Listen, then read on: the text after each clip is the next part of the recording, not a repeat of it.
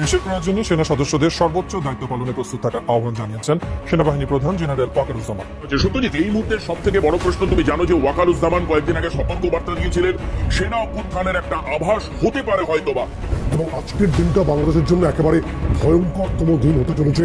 যেমন গোয়েন্দা রিপোর্ট আমাদের কাছে এখন পর্যন্ত এসে পৌঁছচ্ছে, জেনারেল ওয়াকার, আপনি নিচে বিভিন্ন অপরাধে পাছা বাঁচানোর জন্য এবং ভারতের স্বার্থ রক্ষার জন্য আপনি একটা কাজ করে যাচ্ছেন। তাদের একমাত্র টার্গেট হচ্ছে দেশের পরিস্থিতিকে এতটাই খারাপ পর্যায়ে নিয়ে যাওয়া যেন দেশের মানুষ আস্থা হারিয়ে শেষ পর্যন্ত রাস্তায় নামে এবং সরকারকে উৎখাত করার পায়তারায় নেমে যায়, অথবা সরকার বাধ্য হয়ে 2008 সালের মতো একটা নির্বাচন দিয়ে দেশ ছেড়ে পালিয়ে যায়, যেমনটা পালিয়েছিলেন মইনুল আহমেদ সরকারও। ঠিক সেই জিনিসটাই তারা চাচ্ছে, যে কোনো একটা সরকারকে এখানে ক্ষমতায় নিয়ে আসা, হোক সেটা বিএনপি হোক, জামাত কিংবা হোক অন্য কোনো দল, যাদেরকে ক্ষমতায় নিয়ে আসার পর তারা মূলত পরবর্তী পার্টি আরও একবার আন্দোলনে যাবে এবং সেই আন্দোলনে ওই সরকারকে পতন করে নিজেরা আরও একবার ক্ষমতা দখলের চেষ্টা করে যাবে। এবং সেই মাফিক কাজ করে যাচ্ছে।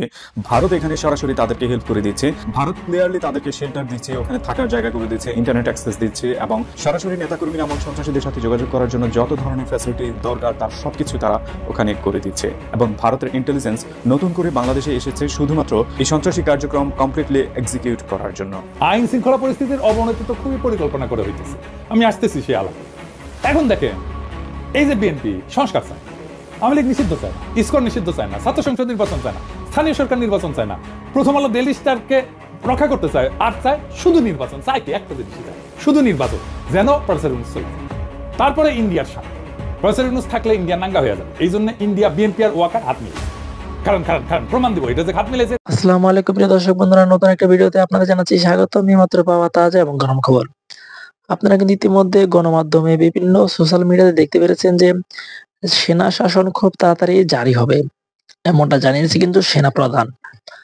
কতটুকু সত্য, কতটুকু টিকাতে পারবে ডক্টর মোহাম্মদ ইউনূসকে ক্ষমতা থেকে তাড়িয়ে দিয়ে? আজকের এই ভিডিওতে সেই বিষয়গুলো বিস্তারিত এবং প্রমাণের মাধ্যমে দেখতে পারবেন। আশা রাখবো আজকের এই ভিডিওটি স্কিপ না করে সম্পূর্ণ দেখে যাবেন, তাহলে অনেক কিছু জানতে পারবেন এবং বুঝতে পারবেন। আমি আর বেশি কথা বলবো না, আপনাদের বিস্তারিত ভিডিওতে নিয়ে যাবো। তার আগে ছোট রিকোয়েস্ট আপনাদের কাছে, যারা এরকম ভিডিও দেখতে পছন্দ করেন দ্রুত এই চ্যানেল সাবস্ক্রাইব করে পাশে থাকা বেল আইকনটি বাজিয়ে রাখবেন। চলুন তাহলে এই ভিডিওতে লাইক করে বিস্তারিত ভিডিওটি মোবাইলের স্ক্রিন থেকে ধারাবাহিকভাবে একের পর এক দেখে আসি। একমাত্র টার্গেট হচ্ছে দেশের পরিস্থিতিকে এতটাই খারাপ পর্যায়ে নিয়ে যাওয়া যেন দেশের মানুষ আস্থা হারিয়ে শেষ পর্যন্ত রাস্তায় নামে এবং সরকারকে উৎখাত করার পায়তারায় নেমে যায়, অথবা সরকার বাধ্য হয়ে 2008 সালের মতো একটা নির্বাচন দিয়ে দেশ ছেড়ে পালিয়ে যায়, যেমনটা পালিয়েছিলেন মইনুল আহমেদ সরকারও। ঠিক সেই জিনিসটাই তারা চাচ্ছে, যে কোনো একটা সরকারকে এখানে ক্ষমতায় নিয়ে আসা, হোক সেটা বিএনপি হোক, জামাত কিংবা হোক অন্য কোনো দল, যাদেরকে ক্ষমতায় নিয়ে আসার পর তারা মূলত পরবর্তী পার্টি আরও একবার আন্দোলনে যাবে এবং সেই আন্দোলনে ওই সরকারকে পতন করে নিজেরা আরও একবার ক্ষমতা দখলের চেষ্টা করে যাবে। এবং সেই মাফিক কাজ করে যাচ্ছে। ভারত এখানে সরাসরি তাদেরকে হেল্প করে দিচ্ছে, ভারত ক্লিয়ারলি তাদেরকে শেল্টার দিচ্ছে, ওখানে থাকার জায়গা করে দিচ্ছে, ইন্টারনেট অ্যাক্সেস দিচ্ছে এবং সরাসরি নেতাকর্মী নামক সন্ত্রাসীদের সাথে যোগাযোগ করার জন্য যত ধরনের ফ্যাসিলিটি দরকার তার সবকিছু তারা ওখানে করে দিচ্ছে। এবং ভারতের ইন্টেলিজেন্স নতুন করে বাংলাদেশে এসেছে শুধুমাত্র এই সন্ত্রাসী কার্যক্রম কমপ্লিটলি এক্সিকিউট করার জন্য। ভারতের রয়ের সেই সন্ত্রাসী কার্যক্রম কানাডা থেকে ইউএসএ কিংবা ইউরোপ থেকে এশিয়া, এমন কোনো প্রান্ত নেই যেখানে তারা এই হত্যার মতো ন্যাক্কারজনক কাজ করেনি। এর মধ্যে এই অপরাধকে যদি নতুন করে আরেকবার বিশ্লেষণ করেন, তাহলে আপনি খুঁজে পাবেন এই অপরাধের ক্ষেত্রে সবচেয়ে বেশি ব্যবহার করা হচ্ছে আন্ডার এজ কিশোরদের, যাদের বয়স এখনো 18 হয়নি কিংবা 18-এর নিচে রয়েছে, তাদেরকেই সেই কাজে ব্যবহার করা হচ্ছে এবং তাদেরকে দিয়ে এত বিশাল বিশাল অপরাধ করে যাচ্ছে যে অপরাধের সত্যিকার অর্থে বিচার করাও অনেক কঠিন। দলীয়ভাবে একটা দল কতটা দেউলিয়া হলে এই ধরনের কাজ করতে পারে সেটা জাস্ট আপনি আন্দাজ করে নিন। দেশের বর্তমানে এই অস্থিতিশীল পরিস্থিতি এবং আইন শৃঙ্খলার এই অবনতি দেখে অনেকের মনে এই প্রশ্ন জাগতে পারে যে আগেই হয়তো ভালো ছিলাম, যেমনটা বলেছিল রুমিন ফারহান। মানে এখন কি হয়েছে বাংলাদেশে, আমরা সন্ধ্যার পরে বহু বহু বহু বছর পর আবারও বেরোতে এখন ভয় পাই। আপনিও ভয় পান, স্বীকার করবেন কি করবেন না জানি না, আমি ভয় পাই ভাই। এবং আমি এটা সকল চ্যানেলে বলি, রাত হলে আমাকে আমার সঙ্গে আরেকটা লোক দিতে হবে গাড়িতে। এটা তো আমি গত 15 বছর বলি নাই। কিংবা যেমনটা অনেক রাজনৈতিক নেতা মুখে মুখে বলে যাওয়ার চেষ্টা করে যাচ্ছে, উদাহরণস্বরূপ জামাত নেতা বলেছিলেন তিনি কথায় কথায় স্বৈরাচার বলা পছন্দ করেন না। তাদের মতো করে যদি তাদেরকে এখন প্রশ্ন করতে যায় আগে কতটা ভালো ছিলেন, তার উত্তর ঠিক এরকম। বিবিসির এই নিউজটা দেখেন 2022 সালের তৈরি করা, যেখানে তারা ক্লিয়ারলি লিখেছে যে চলন্ত বাস থেকে স্বামীকে ফেলে দিয়ে স্ত্রীকে ধর্ষণের অভিযোগ। অথবা এই নিউজটার দিকে তাকান 4 এপ্রিল 2023 সালে সময় নিউজ করেছিল টাঙ্গাইলে চলন্ত বাসে ডাকাতি এবং প্রতিবাদ করতে গিয়ে 7 যাত্রী আহত। ঠিক একইভাবে 23 সালের আরেকটা নিউজে ক্লিয়ারলি দেখানো হয়েছে টাঙ্গাইল মহাসড়কে ঘটছে ডাকাতি, চিন্তায়, ধর্ষণ, খুনের মতো অপরাধ 8 সেপ্টেম্বর 2023। অথবা এই নিউজটার দিকে তাকান 2019 সালের 1 জানুয়ারিতে ডেইলি স্টার পাবলিশ করেছিল ধানের শীষে ভোট না দেওয়ায় 4 সন্তানের মাকে আওয়ামী লীগ কর্মীদের গণধর্ষণ। 24 জানুয়ারি 2024-এ দেশ রূপান্তর নিউজ করেছিল 2023 সালের এক বছরে 634 ডাকাত গ্রেপ্তার। 2023-এর জুনে ঠিক এই নিউজটা এসেছে, যেখানে ক্লিয়ারলি বলা হয়েছে মধ্যপ্রাচ্যে হাত পা বেঁধে ডাকাতি এবং মামলা। অথবা এটা দেখেন, আপনার গা শিউরে উঠবে। 2023 সালের অক্টোবরে যেটা পাবলিশ হয়েছিল, সেখানে ক্লিয়ারলি বলা হয়েছে সময় নিউজে 9 মাসে 476 নারীর ধর্ষণ, 391 জন নির্যাতন। এই নিউজগুলো আমি কালেক্ট করার জন্য 2019 থেকে 2023 পর্যন্ত সার্চ করেছি এবং যা খুঁজে পেয়েছি তা আপনাদেরকে দিয়েছি। কিন্তু তারও আগে যদি চলে যান 2015, 2012, 11 থেকে শুরু করে এর আগে অথবা পরে, তাহলে আপনি এই ধরনের অসংখ্য নিউজ খুঁজে পাবেন যেটা সত্যিকার অর্থে আপনাকে নাড়া দেবে যে আমরা আসলে কোন রাজধানীতে বসবাস করে যাচ্ছিলাম। দেশের আইন শৃঙ্খলা পরিস্থিতি কিংবা অপরাধ কোনোভাবে আগে কখনো ভালো ছিল না, না এখন ভালো আছে। শুধুমাত্র ব্যবধান এইটুকুই, আগে কোনোভাবে আপনি সেটা বলতে পারতেন না, এখন বলতে পারছেন। রুমিন ফারহানের মতো থার্ড ক্লাস রাজনীতিবিদ যখন টিভি পর্দায় এসে বলে আমি আগে ভালো ছিলাম, তাহলে তাদেরকে এই প্রশ্নটা ক্লিয়ারলি করে দেন, আগে ভালো থাকলে এতগুলো নিউজ নিয়ে আগে কখনো টক শোতে কেন তিনি কথা বলতে পারেননি? জাস্ট ক্লিয়ার এভিডেন্স যে আগে আপনি ভালো ছিলেন না, শুধুমাত্র আগে কথা বলতে পারতেন না, এখন কথা বলতে পারছেন। আগে এগুলো প্রচার করা যেত না, এখন কথা বলা যাচ্ছে। That's it. আর কোনো ব্যবধান এখনো তৈরি হয়নি। শুধুমাত্র রাহাজানির মাত্রাটা কিছুটা এই মুহূর্তে বেড়েছে, যেটা উদ্দেশ্য প্রণোদিত একটা গোষ্ঠী 24 ঘন্টা ট্রাই করে যাচ্ছে দেশের অবস্থা খারাপ করে দেওয়ার জন্য, দেশকে প্রশ্নবিদ্ধ করার জন্য, ইন্টারন্যাশনাল মিডিয়ার সামনে দেশের ইমেজ নষ্ট করার জন্য, যেন খুব চাপে পড়ে দেশ শেষ পর্যন্ত একটা রাহাজানির নির্বাচন দিয়ে এখান থেকে ডক্টর ইউনূস পালিয়ে যান। এর বাইরে আর কোনো কিছুই চাচ্ছে না এবং এটাই তাদের মূল মোটিভ। ক্লিয়ারলি এই জিনিসগুলো আমার চেয়ে অনেক বেশি জানেন দেশের সিকিউরিটি নিয়ে এই মুহূর্তে যারা কাজ করে যাচ্ছেন, দেশের সেনাবাহিনী আমার চেয়ে অনেক বেশি জানেন, যার ফলশ্রুতিতে কদিন আগে আপনি সেনা প্রধানের এমন হুঁশিয়ারি উচ্চারণগুলো আপনি ক্লিয়ারলি দেখতে পেয়েছেন। তিনি যে হঠাৎ করে কোথাও থেকে এসে এই ধরনের কথা বলেছেন, ব্যাপারটা ঠিক একেবারেই এমন নয়, বরং তিনি অনেকগুলো বিষয়কে একটা স্পষ্ট বার্তা দিয়ে দিয়েছেন, যাতে অনেকের বিশাল স্বপ্ন ধূলিসাৎ হয়ে গেছে সেনাপ্রধানের ওই বার্তায়। আবার অনেকে কাছে একটা প্রশ্নবিদ্ধ হয়ে গেছে যে পুরনো ইস্যু নিয়ে নতুন ইস্যুকে কেন্দ্র করে কিভাবে আগামীর দিনে দেশটা চলবে।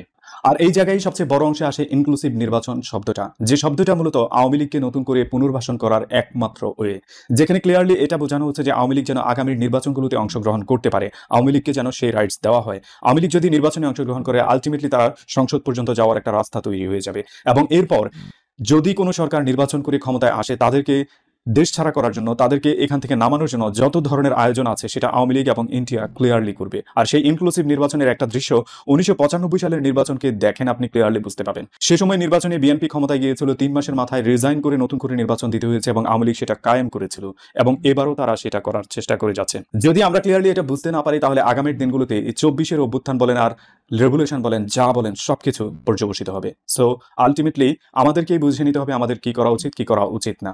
ভিডিওটি সম্পর্কে আপনার মূল্যবান মতামত জানান কমেন্ট সেকশনে। আইন শৃঙ্খলা পরিস্থিতির অবনতি তো খুবই পরিকল্পনা করে হইতেছে, আমি আসতেছি সেই আলাপে। এখন দেখেন, এই যে বিএনপি সংস্কার চায় না, আওয়ামী লীগ নিষিদ্ধ চায় না, ইসকন নিষিদ্ধ চায় না, ছাত্র সংসদ নির্বাচন চায় না, স্থানীয় সরকার নির্বাচন চায় না, প্রথম আলো ডেইলি স্টারকে রক্ষা করতে চায়, আর চায় শুধু নির্বাচন। চায় কি? একটা জিনিসই চায়, শুধু নির্বাচন, যেন প্রফেসর ইউনূস চলে যায়। তারপরে ইন্ডিয়ার শান্তি। প্রফেসর ইউনূস থাকলে ইন্ডিয়া নাঙ্গা হয়ে যাবে, এই জন্য ইন্ডিয়া বিএনপি আর ওয়াকার হাত মিলেছে। কারণ প্রমাণ দিব, এটা যে হাত মিলেছে এটা প্রমাণ দিব।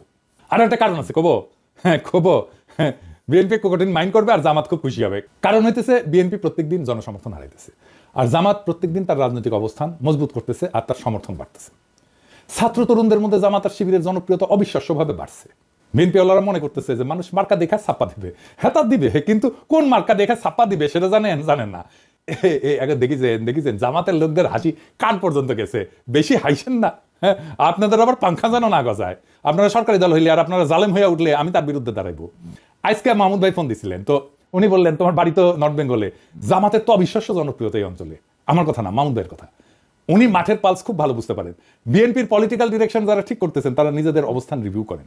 এবার আসেন আমরা দেখি কেন আপনাদের সাথে ইন্ডিয়ার ওয়াকার বরাবর হয়েছে বলে জনগণের মনে ধারণা জন্মাইছে।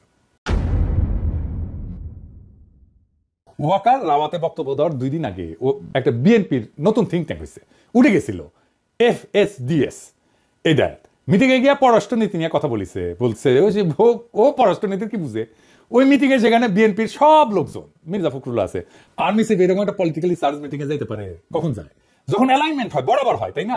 ওনার কি মিটিং এ যাওয়া উচিত হয়েছে? ফজলে ইলাহি আকবর এই হচ্ছে এই প্রতিষ্ঠানের প্রধান, সে বিএনপির আর্মি লবি দেখে। অভিযোগ আছে উনি আর্মির পারপিট্রেটর যারা এই সমস্ত গুম খুন করছে তাদের বাঁচানোর জন্য উদ্যোগ নিছেন। এই যে অফিসেও নাকি করেছেন, ডিওজেসে জমজমাট অফিস হয়েছে, শোনা যায় আর্মির সাথে কানেক্টেড আওয়ামী লীগের এক ব্যবসায়ী এই প্রতিষ্ঠানের ফান্ডিং এর সাথে যুক্ত। সত্য মিথ্যা জানি না। এর 2 দিন পরে রাওয়াতে বক্তব্য। এই বক্তব্য নিয়ে উৎসাহ দেখাইল কে? বিএনপি আর আওয়ামী লীগ, আর কেউ না। কি অবিশ্বাস্য ব্যাপার!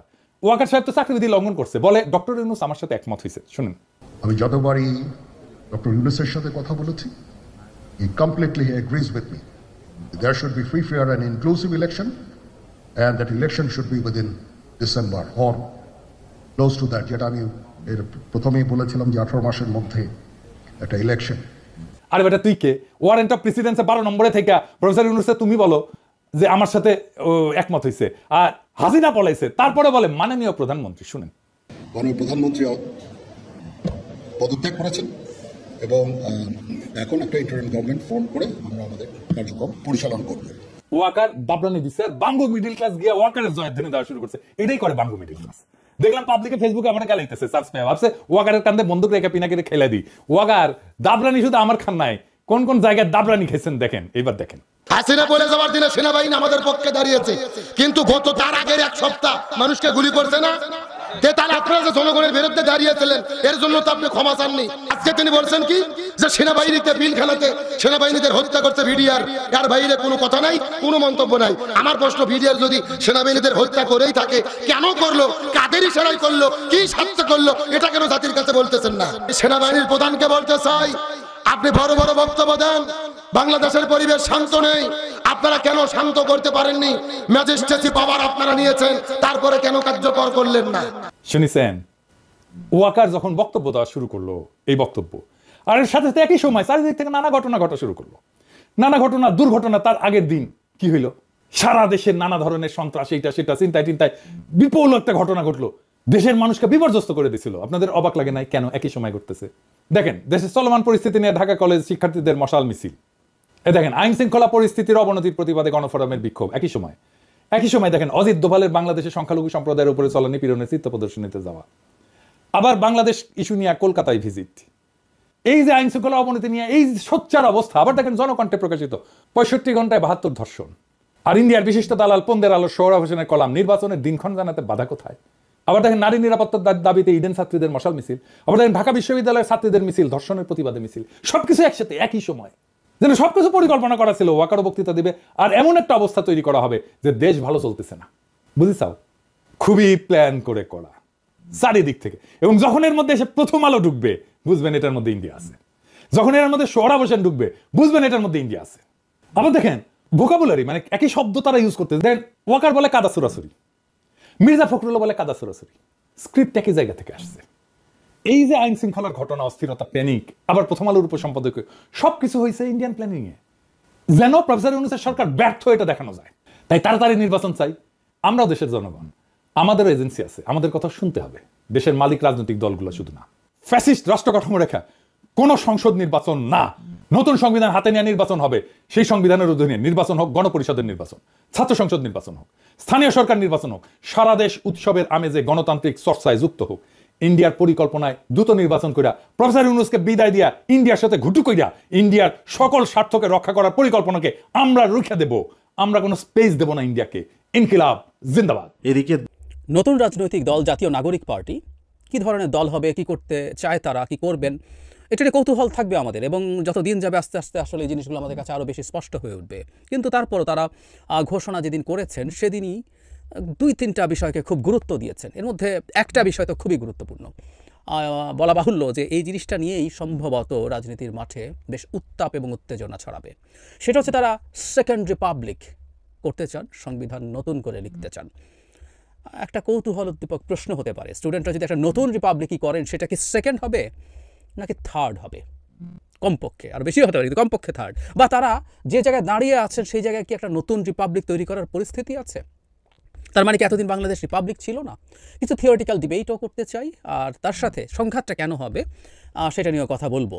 জনাব নাহিদ ইসলাম, নবগঠিত দলের আহ্বায়ক, তিনি কিছু কথা বলেছেন তার বক্তৃতায়। সেটা এক ধরনের ঘোষণাপত্র তাদের, সেখানে ওটা ছিল, এবং সেটা জবাব বিএনপির পক্ষ থেকেও এসছে। জনাব সালাউদ্দিন আহমেদ, স্থায়ী কমিটির প্রভাবশালী সদস্য, তিনিও এটা নিয়ে কথা বলেছেন। জনাব নাহিদ ইসলাম কি বলেছেন আমি এটা একটু পড়ি। তিনি বলছেন,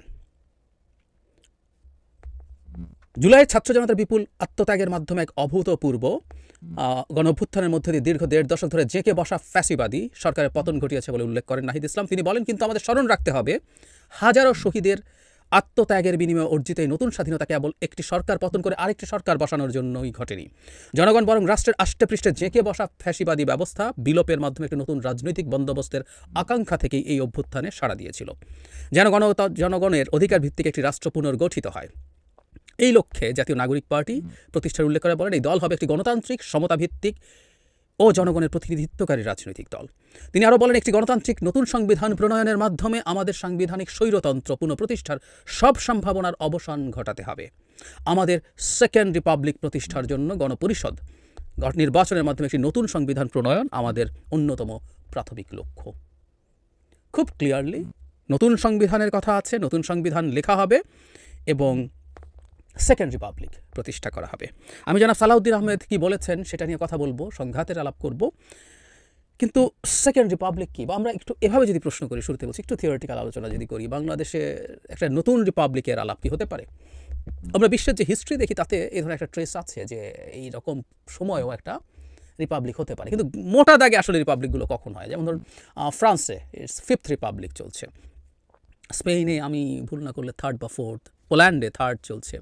মানে রিপাবলিকগুলো কখন হয়, মানে কেন আমরা first Republic, second Republic, third Republic বলি? মানে কোনো একটা স্টেট যখন রিপাবলিক ছিল না, সে যখন রিপাবলিক হয়ে ওঠে।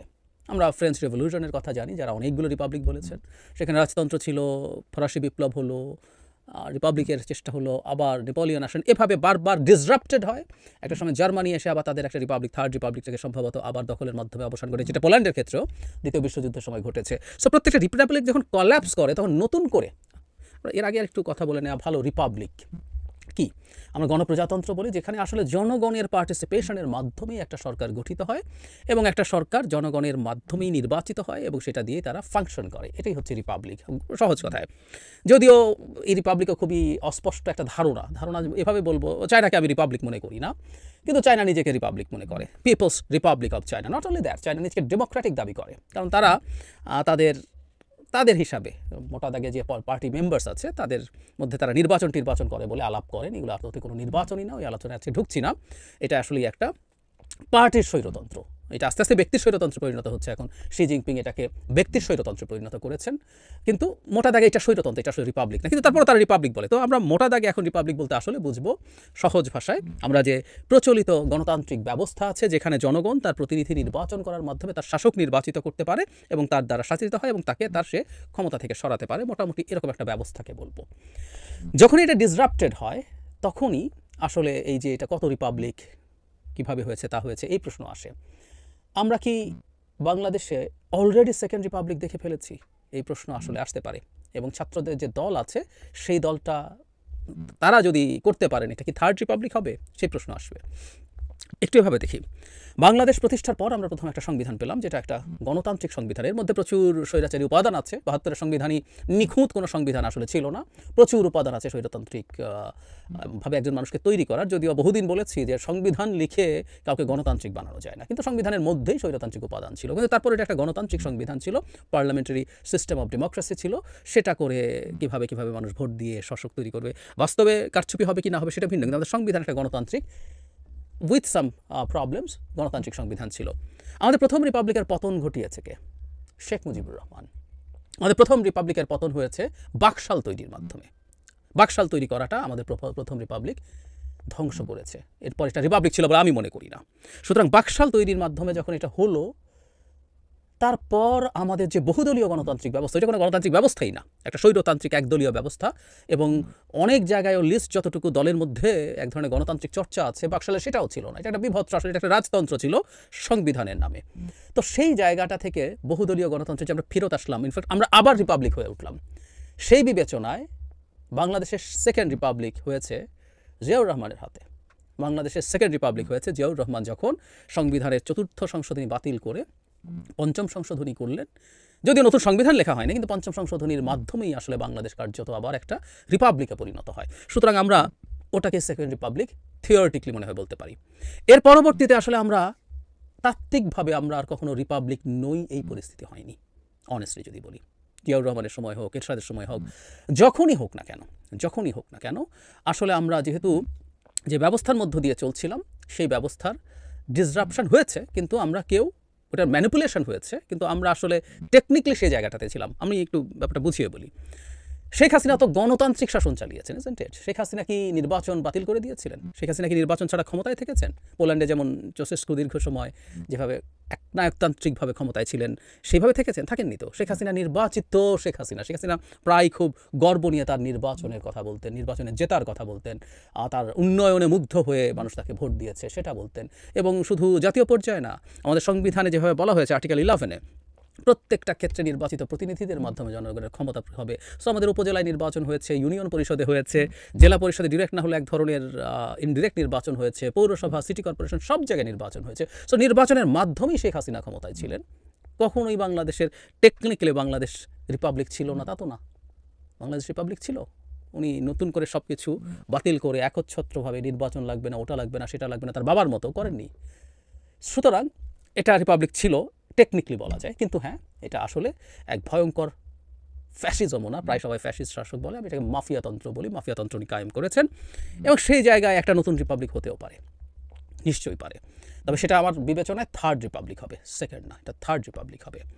এখন প্রশ্নটা হচ্ছে মানে শুধু মাফিয়াতন্ত্র থেকে গণতান্ত্রিক ব্যবস্থাও না। ফ্রান্স এই উদাহরণ, ফ্রান্সের ফিফথ রিপাবলিক যেটা, সেটা আসলে মূলত ফোর্থ রিপাবলিকটা প্রধানমন্ত্রী শাসিত একটা রিপাবলিক ছিল এবং সেখানে তখন খুবই আনস্টেবল সরকার থাকার কারণে প্রচুর প্রবলেম ফ্রান্সে হচ্ছিল। তখন চার্লস দ্য গোল একটা নতুন কনস্টিটিউশন তৈরি করেন যেখানে অত্যন্ত পাওয়ারফুল একজন প্রেসিডেন্ট তৈরি করা হয় এবং প্রধানমন্ত্রীর ক্ষমতাকে সেই তুলনায় অনেক নিচে নামিয়ে আনা হয় দেশের স্টেবিলিটির স্বার্থে। সো আগের সরকারটাও জেনুইনলি একটা রিপাবলিক ছিল, এটাকে প্রেসিডেন্সিয়াল ফর্মে নেয়া এবং খুব ম্যাসিভ ওভারহোলিং করার ফলে তারা এটাকে ফিফথ রিপাবলিক বলছেন। সুতরাং আমাদের শেখ হাসিনার সময় তো গণতন্ত্রই ছিল না, এটা একটা মাফিয়াতন্ত্র ছিল। সেখান থেকে যখন একটা নতুন জায়গায় যাবে, নতুনভাবে ভাবা হবে, সেটাকে টেকনিক্যালি বলা যায়। কারণ আমরা ইভেন সংবিধানও যদি নতুন করে চেঞ্জ করে ফেলি, আমাদের এক্সিস্টিং সংবিধানের থেকে খুব বেশি এদিক সেদিক কিছু হয়ে যাবে না।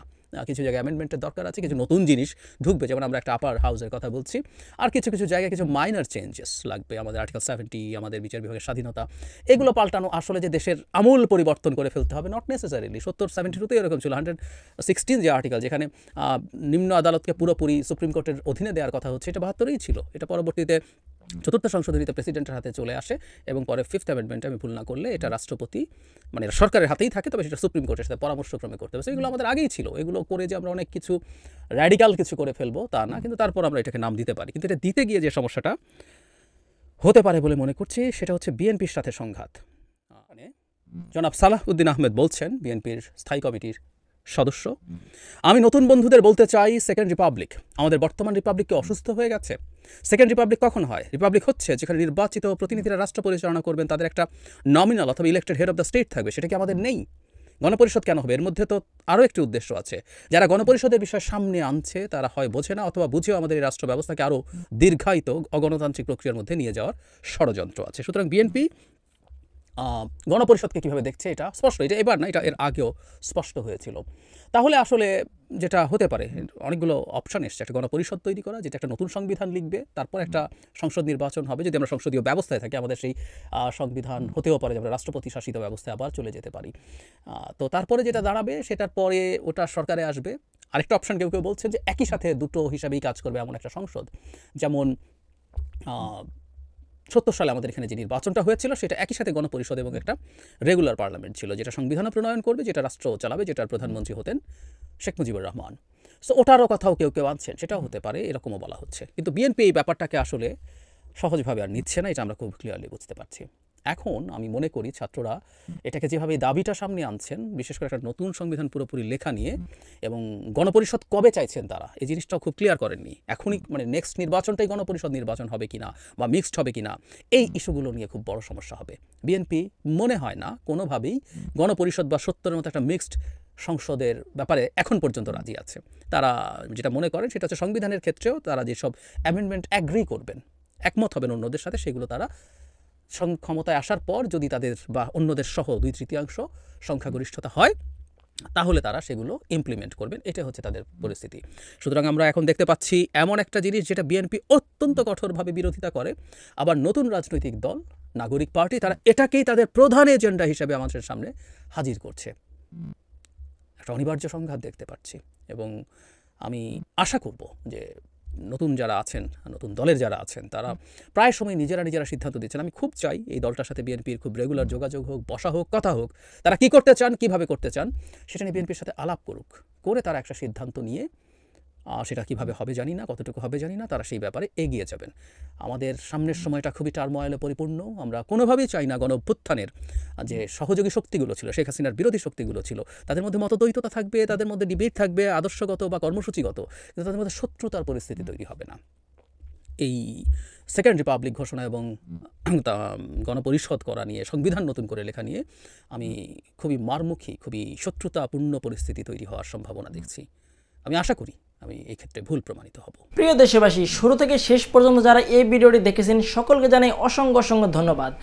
যারা এরকম নিউজ ভিডিও পেতে পছন্দ করেন তারা অবশ্যই এই চ্যানেলটি সাবস্ক্রাইব করে পাশে থাকা বেল আইকনটি বাজিয়ে দিবেন। যারা এখনও এই ভিডিওটি শেয়ার করেননি, এই ভিডিওটি দ্রুত শেয়ার করে সকলকে দেখার সুযোগ করে দিন।